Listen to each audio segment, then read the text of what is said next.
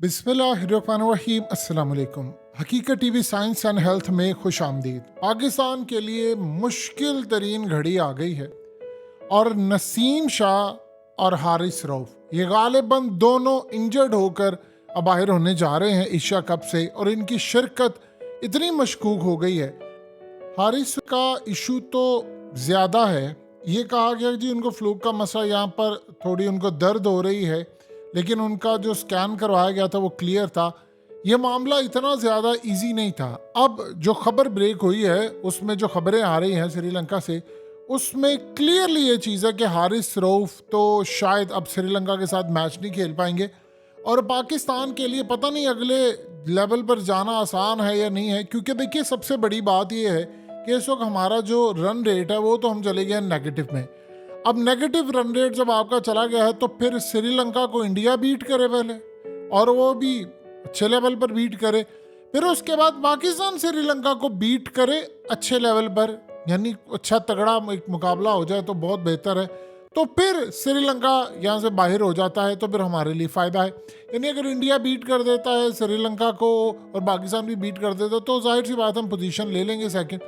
लेकिन प्रॉब्लम यहाँ पर ये आ रही है कि आप देखिए कि श्रीलंका के खिलाफ आप कैसे जीतेंगे, और ये तो भारत और श्रीलंका का है। माजी में भारत हार भी जाता है। हारिस रऊफ आपके पास नहीं है, और हारिस रऊफ इस वक्त हालत ये है कि मसला हमारे लिए इतना पैदा हो गया कि हमने कोई ज़्यादा यानी इस वक्त रिस्क लेने के मूड में नहीं है कि हम हारिस रऊफ को रखें, और आज उसे बाकी 5 ओवर्स भी नहीं करवाए। और देखिए यानी इतनी तकलीफ दे बात है कि हमने उसे ओवर तो करवाए नहीं, उसके जो बाकी ओवर करवाए इतनी बेतरतीबी क्रिकेट खेली कि यानी आप ये देखिए कि साफ नजर आ रहा था जरा 1% चानी, 4 आप कैच छोड़े हैं, गंदी आपकी बॉलिंग, गंदी आपकी फील्डिंग।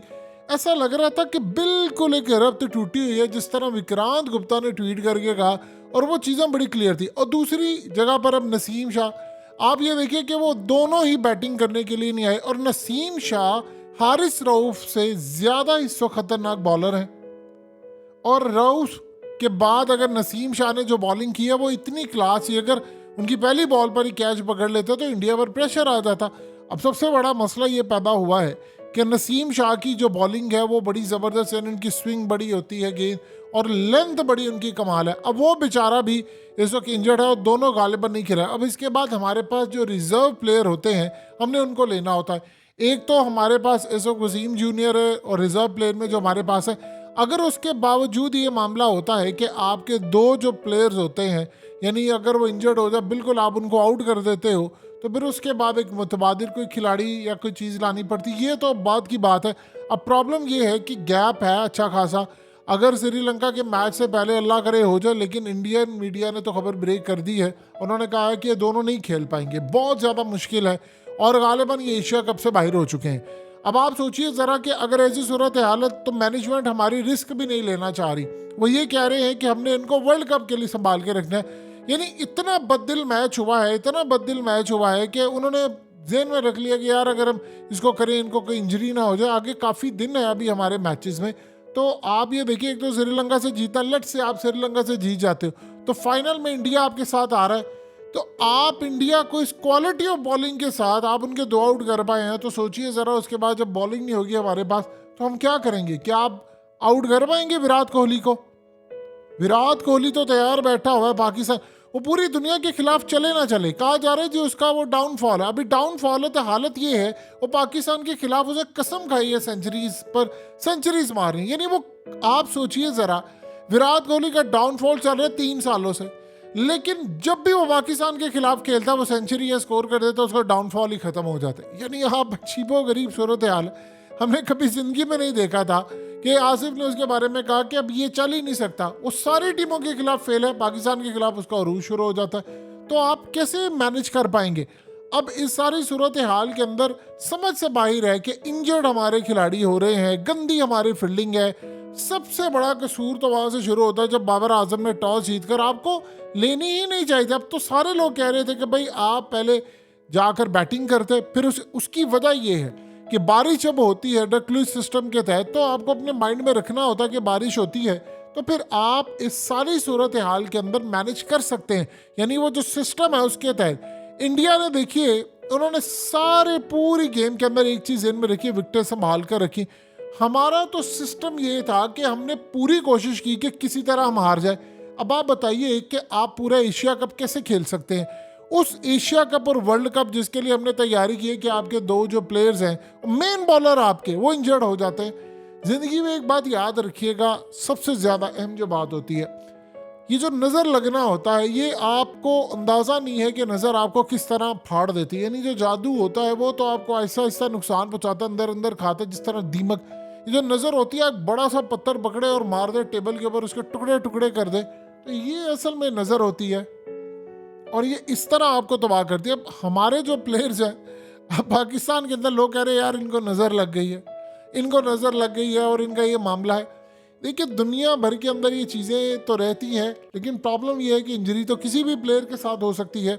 अब हमारा बैकअप प्लान क्या है? हमारा बैकअप प्लान ये है कि आप ये देख लें कि एशिया कप में रहने, फाइनल तक पहुंचने की उम्मीदें कम हैं, लेकिन अगर इंडिया हरा दे और आप उनको हरा दे, फिर ये वही बात है, अगर वो कर दे, यानी ये तारीख हमारी रही है, अगर उसने ये कर दिया, उसने वो कर दिया, उसने ऐसे कर दिया, उसने वैसे कर दिया, तो हम आगे चले जाएंगे।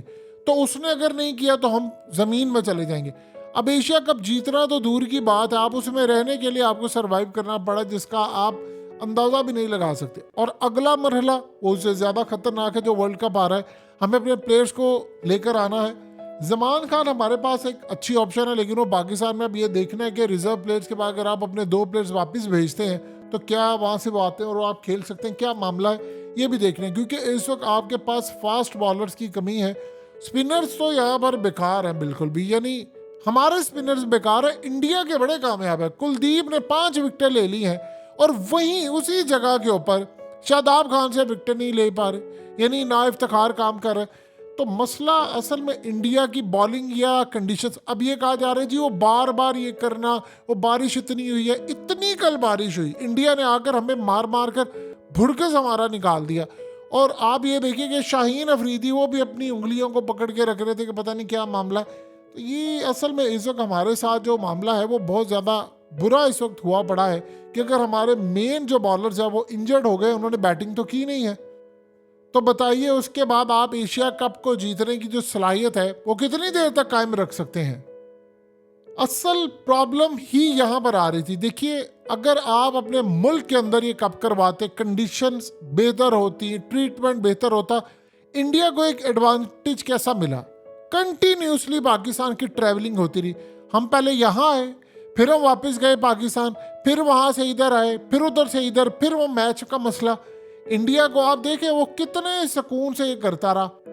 देखिए, ट्रैवलिंग करना कोई आसान काम नहीं होता, लेकिन बावजूद इसके कि मुश्किलात आती हैं, दुनिया के अंदर ही आती हैं। एक तो हमारा जो पूरा क्रिकेट बोर्ड है वो तो इंडिया के आगे लेटा हुआ है, हमेशा से लेटा हुआ। अगर अमीज राजा होते तो आज बात और होती।